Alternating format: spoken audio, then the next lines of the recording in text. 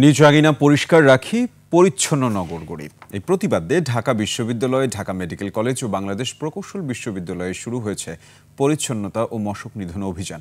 এ সময় উচ্ছেদ করা হয় অবৈধ দোকানপাটও। এতে শিক্ষার্থী সহ অংশ নেন ঢাকা দক্ষিণ সিটির প্রশাসক, ঢাকা বিশ্ববিদ্যালয়ের ভিসি ও ঢাকসো ভিভি। সিরাত আল মুস্তাকিমকে সঙ্গে নিয়ে জারিন নাজনীনের রিপোর্ট। ঢাকা বিশ্ববিদ্যালয় ক্যাম্পাসকে আরও পরিচ্ছন্ন, সবুজ ও আলোকিত করে গড়ে তুলতে ঢাকা বিশ্ববিদ্যালয় কেন্দ্রীয় ছাত্র সংসদ, ডাকসু ও ঢাকা দক্ষিণ সিটি কর্পোরেশন যৌথভাবে আয়োজন করেছে স্পেশাল ক্লিনিং ক্যাম্প 2025।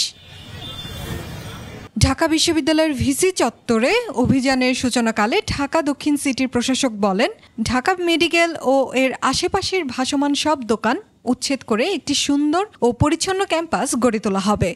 আমরা প্রথম বিশেষ অভিযান ধানমন্ডি থেকে শুরু করেছিলাম, আর এই দ্বিতীয় বিশেষ অভিযান আমরা আজকে ঢাকা বিশ্ববিদ্যালয়ের ক্যাম্পাস থেকে শুরু করেছি। এই অভিযানে ঢাকা বিশ্ববিদ্যালয়, প্রকৌশল বিশ্ববিদ্যালয়, ঢাকা মেডিকেল ও সিটি কর্পোরেশন একসাথে কাজ করবে বলে জানান ঢাকা বিশ্ববিদ্যালয় ভিসি। খুব আন্তরিকভাবে চেষ্টা করব এই ধারাটা অব্যাহত রাখতে। কিছু বিহেভিয়ারাল চেঞ্জ কমিউনিকেশনের কথা সম্মানিত সচিব মহোদয় বলেছেন এবং সেটি আমরা চালু রাখতে চাই।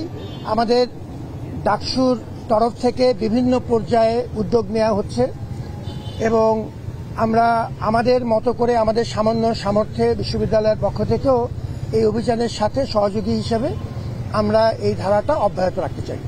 এই সময় ডাকসু ভিপি জানান, ইশতেহার অনুযায়ী কাজ চলছে।